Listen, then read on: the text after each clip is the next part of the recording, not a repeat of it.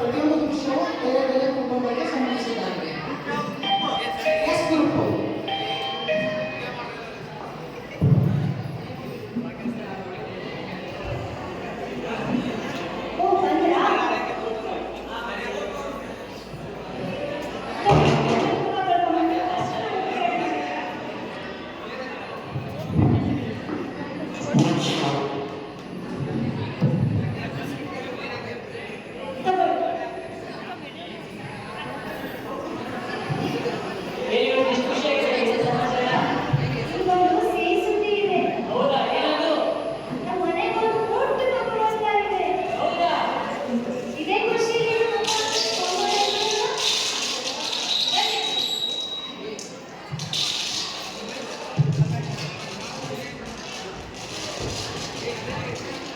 Hello ಅಪ್ಪ.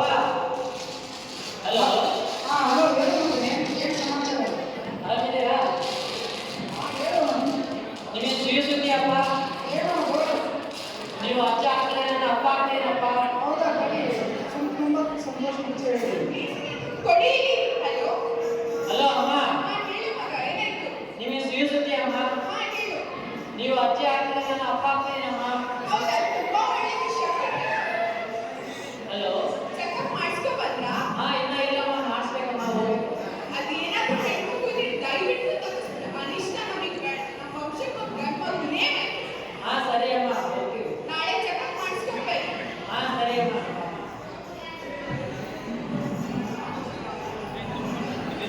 ಚೆಕಪ್ಗೆ ಹೋಗೋಣ. ಸರಿ.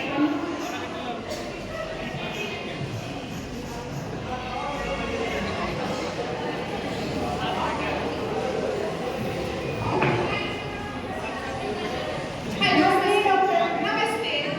ಹೇಗಿದ್ದೀರಾ? ಡಾಕ್ಟರ್. ರೆಗ್ಯುಲರ್ ಚೆಕಪ್ಗೆ ಬಂದ್ರಾ? ಹೌದು.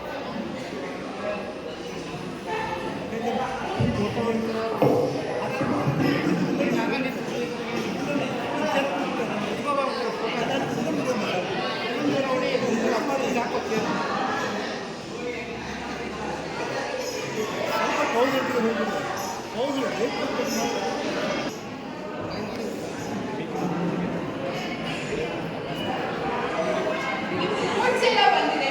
ನೀವು ತುಂಬಾ ಹೆಲ್ದಿ ಆಗಿದ್ದೀರಾ. ನಿಮ್ಮ ಬೇಬಿಗೂ ತುಂಬಾ ಚೆನ್ನಾಗಿದೆ. ಏನೂ ಪ್ರಾಬ್ಲಮ್ ಇಲ್ಲ. ಜಾಸ್ತಿ ಸ್ಟ್ರೆಸ್ ತಗೋಬೇಡಿ. ಚೆನ್ನಾಗಿ ಊಟ ಮಾಡಿ. ಏನಾದರೂ ಪ್ರಾಬ್ಲಮ್ ಇದ್ರೆ ನೀವು ಕಾಂಟ್ಯಾಕ್ಟ್ ಮಾಡಿ. ಸರಿ ಡಾಕ್ಟ್ರೆ. ನೀವು ರೆಸ್ಟ್ ಮಾಡಿ, ನಾನು ಬರ್ತೀನಿ.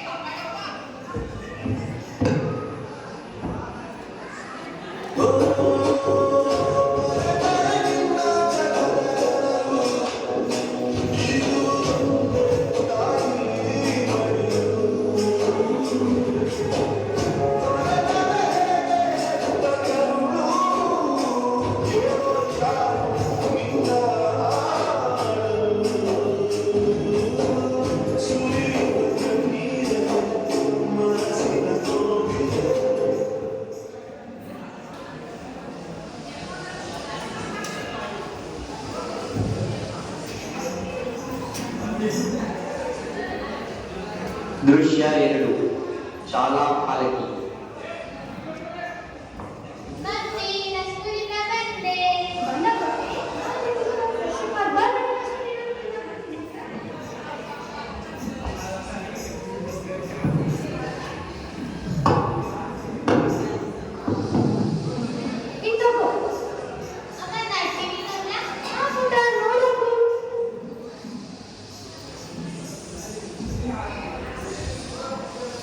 ವೀಕ್ಷಕರ ಗಮನಕ್ಕೆ ಈಗ ಮಂಗಳೂರಿನಲ್ಲಿ 8 ವರ್ಷದ ಬಾಲಕಿಯ ಮೇಲೆ ಅತ್ಯಾಚಾರ ಆರೋಪಗಳಿಗೆ ಪ್ರಕರಣ. ರಾಮನಗರದಲ್ಲಿ ಬಾಲಕಿಯ ಅಪಹರಣ.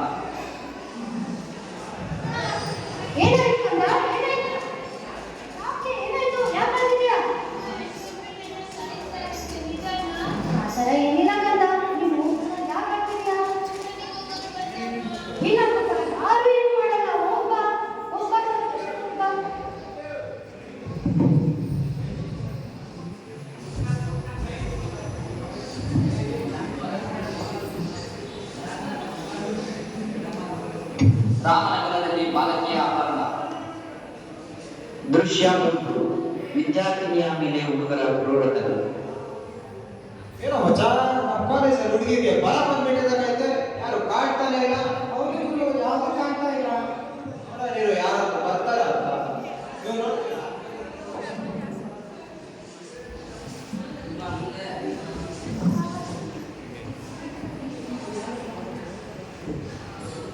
ಹುಡುಗಿ ಬರ್ತಾವ ನೋಡು. ಇದು ನೋಡ್ಕೊತೀನಿ. ಏ ಹುಡುಗಿ ಇಲ್ಲ.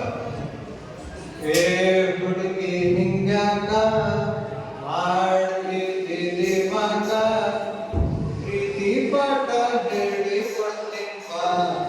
ಏ ಟಿಂಗರ್ ಬಿಲಿ ನಾನು ನೀನು ಜೋಡಿ ಅಂತ.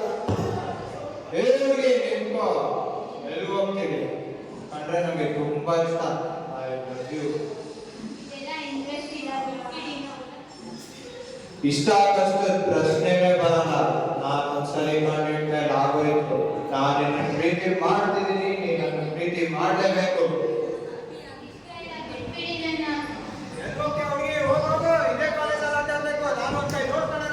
ಬಾಗಿಲು ಎಲ್ಲಿ ಹೋಗ್ತಾರೆ ನೋಡೋಣ. ಒಂದು ವಾರದ ನಂತರ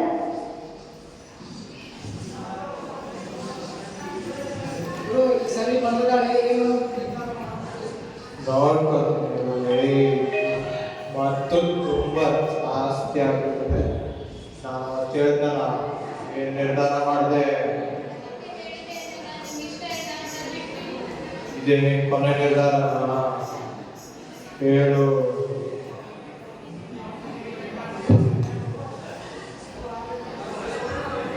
ಮಚ್ಚ ಏನೋ ಮಾಡಿದೆ ಹೋಗು.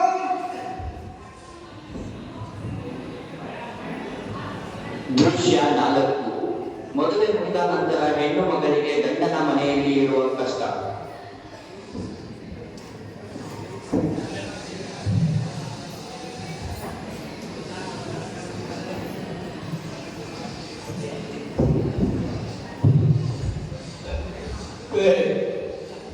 ಇವಾಗ ಬಂದ್ರೆ ಎಲ್ಲಿ ಹೋಗಿದ್ರಿ? ಮತ್ತು ಕರ್ಕೊಂಡ್ ಬಂದಿದ್ರಾ?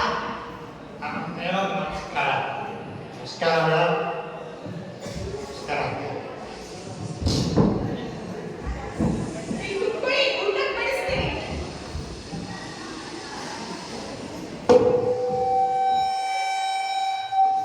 ಖಾಲಿ ಆಗೋಯ್ತು. ಏ ಅದ್ಯಾಕ್ ನಾನು ಹೊಟ್ಟೆ ಉರಿಸ್ತಾ ಹೊಟ್ಟೆ ಉರಿಸ್ತೀರಂತೆ. ನಾನು ಹೊಟ್ಟೆ ಉರಿಸ್ತೀನಲ್ಲ, ನೀನು ನಿಮ್ಮಪ್ಪನು ನನಗೆ ದುಡ್ಡು ಕೊಡ್ತೀನಿ ಅಂತ ದುಡ್ಡು ಬಂದಿಲ್ಲ. ನೀ ಪೀಡೆ ಮನೆಗೆ ಬಿದ್ದಿದ್ಯಾ? ದುಡ್ಡು ನಿಮ್ಮ ಅಪ್ಪ ಕೊಟ್ಟಿದ್ದಾನೆ. ಅದ್ಯಾಕ್ ದುಡ್ಡು ಅಂತ ಸಾಯ್ತಾ? ದುಡ್ಡು ಬೇಕು, ದುಡ್ಡು ಬೇಕು. ತರೋರಂತ ಮನೆ ಕೊಡೋಣ ನಡಿ. ಇಷ್ಟ್ ದಿವ್ಸ ನೀನ್ ಕಷ್ಟ ಸುಖ ಅಲ್ಲಿದ್ದೆ ನನಗೆ ಹೆಂಗ್ ಮಾಡ್ತೀಯಾ? ಮತ್ತೇನ್ ಮಾಡಂತೀಯ? ಎಷ್ಟಂತ ದುಡ್ಡು ಕೊಡ್ಬೇಕು? ನಾನ್ ಸುಮ್ನೆ ಮತ್ತೆ ಪರವಾಗಿಲ್ಲ. ಅಪ್ಪ ಅಮ್ಮ ವಿಷಯ ಕೇಳೋದು. ಅದೇ ಕಷ್ಟನೋ ಸುಖನೋ ಇಷ್ಟ್ ದಿನ ಈ ಹುಡುಗನ ಜೊತೆ ಬಾಳಿದೆ. ಇನ್ನೂ ಮಕ್ಕಳೆಲ್ಲ ಬರೀಲ್ಲ. ಮದ್ವೆ ಆಗಿರೋ ತಂಗಿ ಬೇರೆ ಇದ್ದಾಳೆ. ಅಪ್ಪ ಅಮ್ಮನ ಬೇರೆ ವಯಸ್ಸಾಯ್ತು. ಈ ವಯಸ್ಸಲ್ಲಿ ಅವ್ರಿಗೆ ಮನೆ ಆಗಕ್ಕೆ ಇಷ್ಟ ಇಲ್ಲ.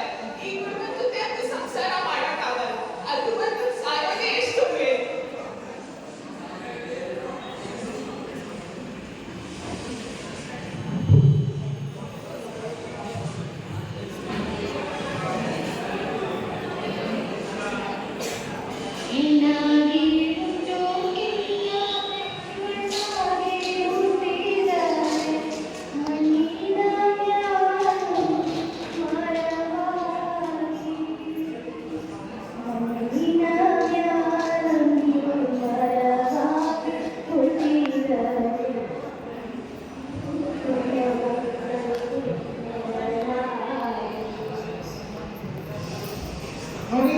ಶಿಕ್ಷಕರೇ, ಹೆಣ್ಣು ಮಕ್ಕಳ ಮೇಲೆ ನಡೆಯುತ್ತಿದ್ದ ದೌರ್ಜನ್ಯಗಳನ್ನು ನಮಗೆ ಒಂದು ಮಾತು ಹೇಳ್ತಾರೆ, ಎತ್ತರ ನಾರಷ್ಟು ಪೂಜಂತೆ ನಮ್ಮಂತೆ ಇರುತ್ತದೆ ದೇವರ. ಹಾಗಾಗಿ ಎಲ್ಲಿ ದೇವತೆ, ಎಲ್ಲಿ ಹೆಣ್ಮಕ್ಳನ್ನು ಪೂಜಿಸ್ತಾರೋ ಅಲ್ಲಿ ದೇವರು ನೆಲೆಸಿರ್ತಾರೆ ಅಂತ. ಈ ಹೆಣ್ಮಕ್ಳುಗಳು ಹುಟ್ಟಿನಿಂದ ಸಾಯುವವರೆಗೂ ನಡೀತಾ ಇರುತ್ತೆ. ಕೆಲವೊಂದು ಹೆಣ್ಣು ಅಪ್ಪ ಅಮ್ಮನ ಸ್ವಾರ್ಥಕ್ಕೋಸ್ಕರ ಹುಟ್ಟೋಕ್ಕಿಂತ ಮುಂಚೆನೇ ಸತ್ತು ಹೋಗ್ತಾರೆ. ಇನ್ನು ಕೆಲವೊಂದು ಹೆಣ್ಣು ಸಾಕಷ್ಟು ವರ್ಷಗಳನ್ನು ಕಟ್ಕೊಂಡು ಸ್ಕೂಲ್ ಕಾಲೇಜ್ ಸೇರಿರ್ತಾರೆ. ಆದರೆ ಈ ಸಮಾಜದಲ್ಲಿ ಪ್ರತಿನಿತ್ಯ ಪಾಠ ಮಾಡುವ ಶಿಕ್ಷಕರಿಂದ ಹಿಡಿದು ತಮ್ಮ ಸಹಪಾಠಿಗಳಿಂದ ಕೊಲೆ ಮತ್ತು ದೌರ್ಜನ್ಯಕ್ಕೊಳಗಾಗ್ತಾ ಇದ್ದಾರೆ. ಅಷ್ಟೇ ಅಲ್ಲ, ತನ್ನ ಗಂಡನ ಮನೆಯಿಂದಲೂ ದೌರ್ಜನ್ಯಕ್ಕೊಳಗಾಗ್ತಾ ಇದ್ದಾರೆ. ಪಾಪ ಅವಳು ಒಂದು ನಮ್ಮ ಸಮಾಜದ ಕೆಲಸ ಜೀವಿತದ ಹಾಳಾಗ್ಬಿಟ್ಟಿದ್ದಾಳೆ. ತಪ್ಪು ಇವ್ರದ್ದು ಅಷ್ಟೇ ಅಲ್ಲ, ಸಮಾಜವಾಗಿ ನಮ್ಮದು ನಿಮ್ಮದು ಪ್ರತಿಯೊಬ್ಬರದ್ದು ತಪ್ಪಿದೆ. ಇದನ್ನು ನಾವು ಕೊಡೆಗಣಿಸ್ಬೇಕಂದ್ರೆ ಮೊದಲು ನಾವು ಬದಲಾಗಬೇಕಾಗಿದೆ.